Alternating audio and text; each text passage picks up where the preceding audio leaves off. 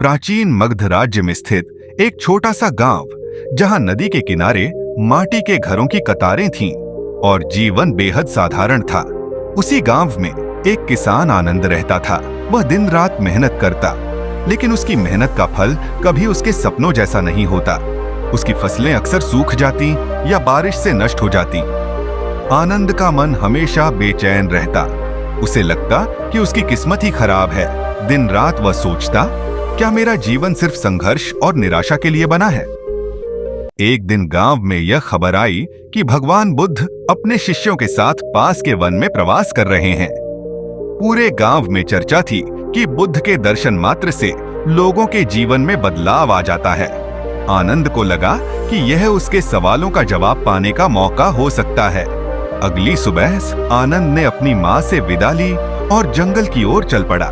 रास्ता कठिन और लंबा था, कहीं पत्थरीली जमीन तो कहीं घने पेड़ों के नीचे अंधेरा। लेकिन आनंद ने हार नहीं मानी। वह अपनी उम्मीदों के सहारे चलता रहा। आखिरकार आनंद ने बुद्ध को एक विशाल पीपल वृक्ष के नीचे ध्यान करते देखा। बुद्ध की शांति और तेजस्विता को देखकर आनंद मंत्रमुग्ध हो गया। वह उनके पास जाकर बोला, भगवान, मेरा जीवन दुखों से भरा है। मैं शांति चाहता हूँ, कृपया मुझे राह दिखाइए। बुद्ध ने मुस्कुराते हुए कहा, आनंद, क्या तुमने कभी देखा है कि एक नदी बहते समय कैसी शांत होती है? आनंद ने जवाब दिया, हाँ भगवान, लेकिन वह शांत इसलिए होती है क्योंकि उसे अपने लक्ष्य का पता होता है।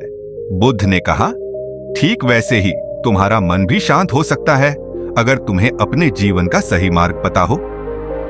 बुद्ध ने आनंद को 4 आर्य सत्य और अष्टांगिक मार्ग सिखाया। उन्होंने एक कहानी के माध्यम से समझाया। एक व्यक्ति जंगल में खो गया था।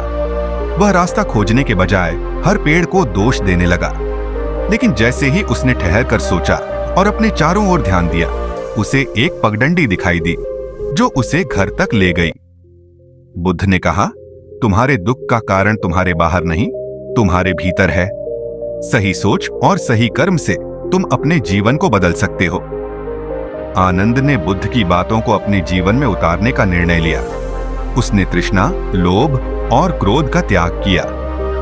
अब वह अपनी फसल को केवल परिणाम के लिए नहीं, बल्कि अपने कर्म की शुद्धता के लिए देखता। धीरे धीरे उसका जीवन बदलने लगा। उसकी मेहनत रंग लाने लगी। उसकी फसलें अब भरपूर होती। लेकिन आनंद की सबसे बड़ी जीत थी उसकी मानसिक शांति। कुछ वर्षों बाद आनंद ने अपने गांव के बच्चों को शिक्षा देना शुरू किया। उसने एक छोटा स्कूल बनाया और वहां धम्म की शिक्षाओं को सरल कहानियों के माध्यम से सिखाने लगा। उसने अपने गांव के लोगों को सिखाया कि दुख को समाप्त करने का रास्ता उनके भीतर है।